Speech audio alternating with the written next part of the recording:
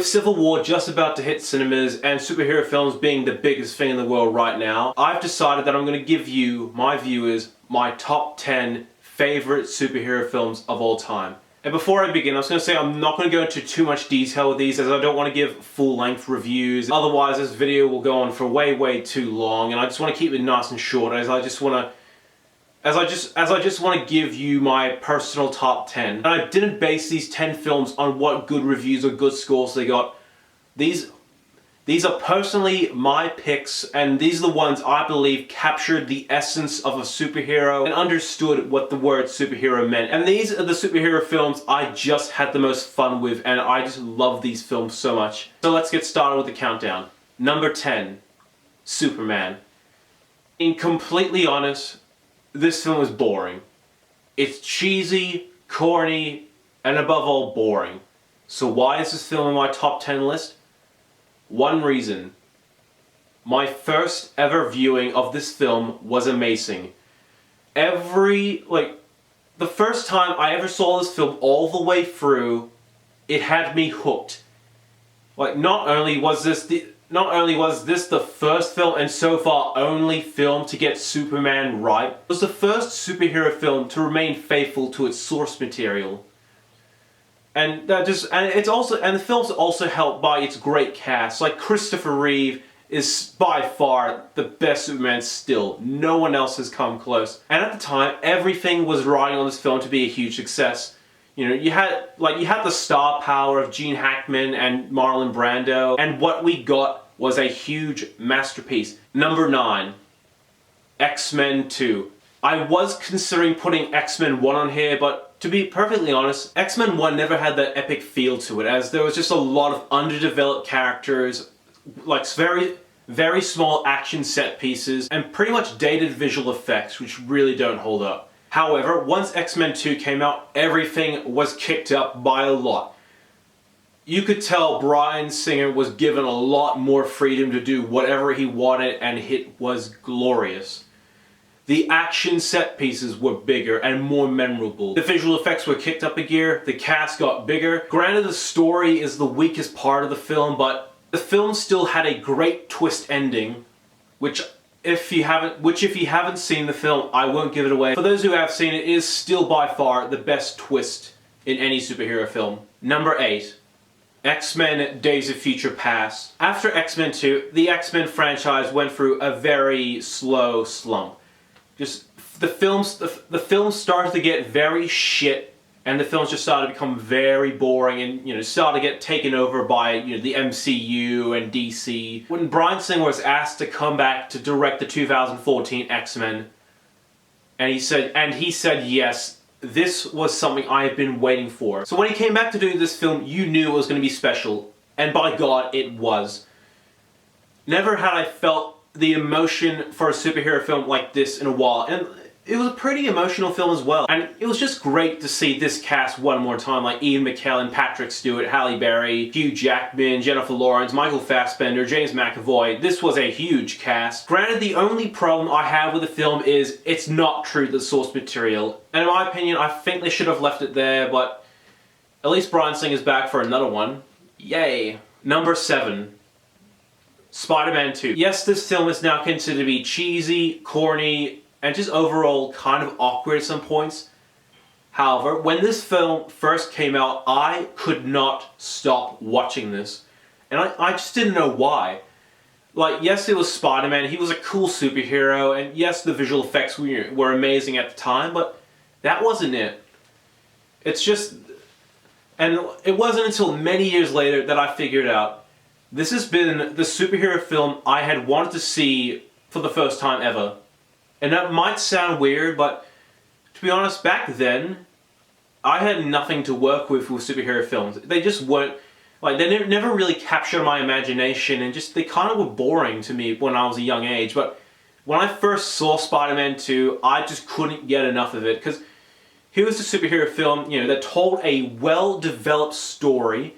In fact, it tackles with the issue of, it deals with the problem of Peter Parker playing Peter Parker the man and Spider-Man the superhero.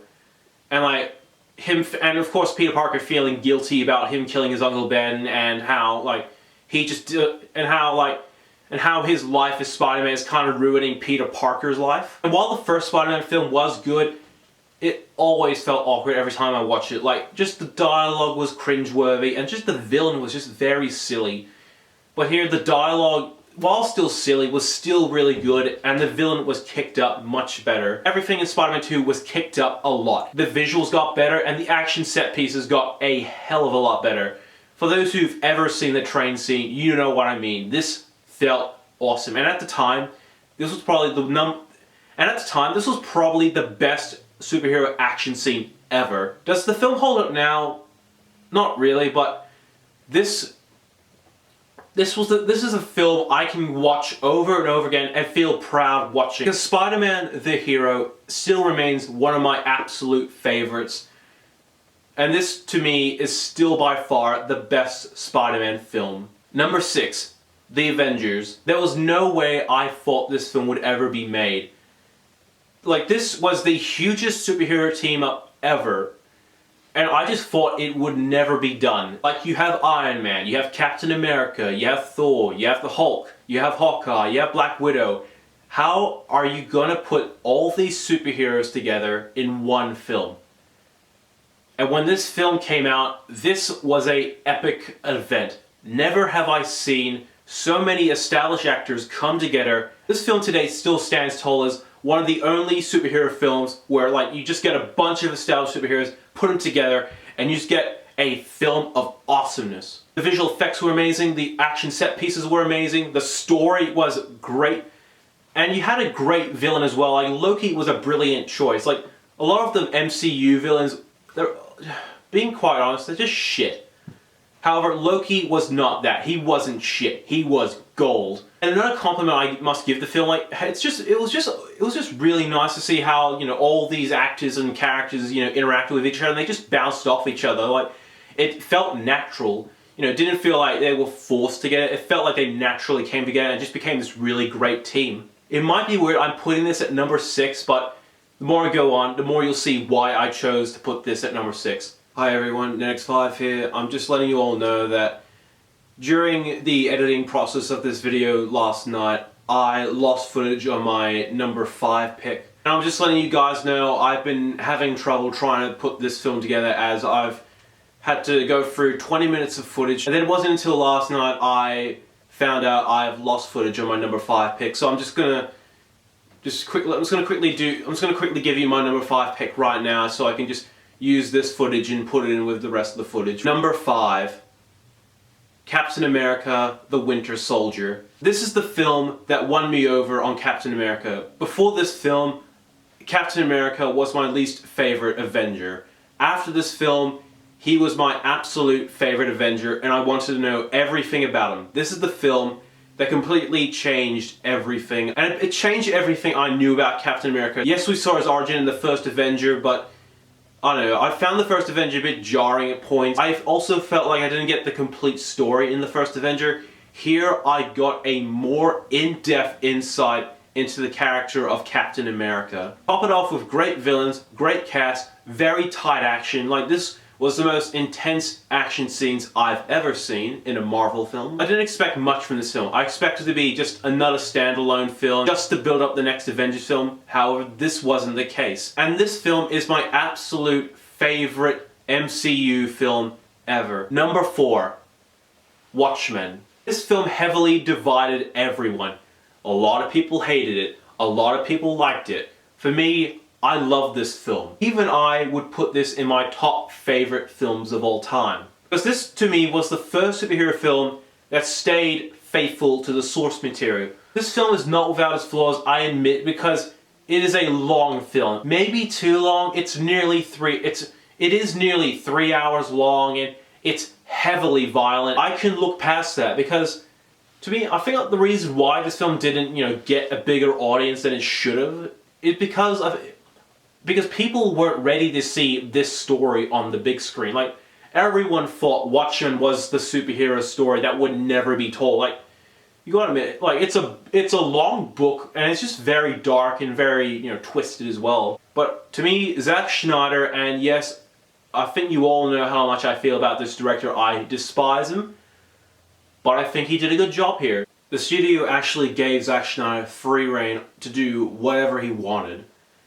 And what we got in the end, I believe, is an underrated masterpiece. Number 3, Deadpool. Now, I won't go into too much detail with this film as I reviewed it earlier this year, but I'll just give you the points that really stuck out to me.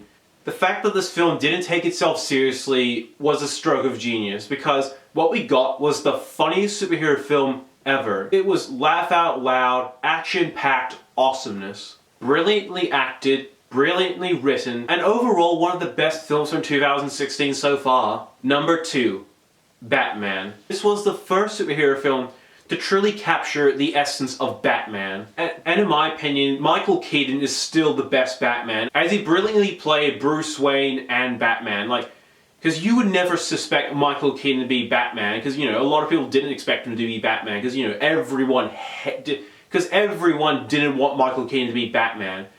And of course that's what made him brilliant, because you would never suspect him. And so when you see him as Bruce Wayne, you never see him as Batman. With Christian Bale, it was a bit too obvious. You could see, yeah, he could be Batman.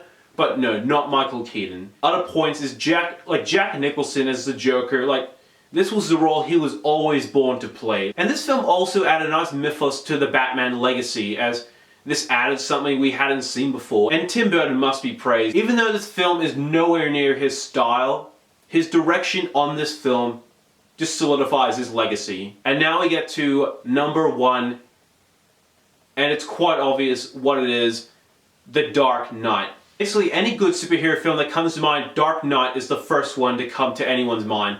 And like, why wouldn't it be? Not only was this brilliantly shot, brilliantly put together, well structured, well directed, this film is a near flawless masterpiece. Christopher Nolan directed one of the best superhero films of all time, and in my opinion, there has been no superhero film as of yet that has come close to capturing the atmosphere of this film. There's just been no other film. Never has a superhero film been more carefully put together with great care. Because you look at superhero films before this, poorly made, poorly organized pieces of shit. But here was a filmmaker who put time and effort into a film, and what we got is one of the greats of all time. And special praise must be given to Heath Ledger for probably one of the greatest film performances of all time. His work as the Joker will never be replicated.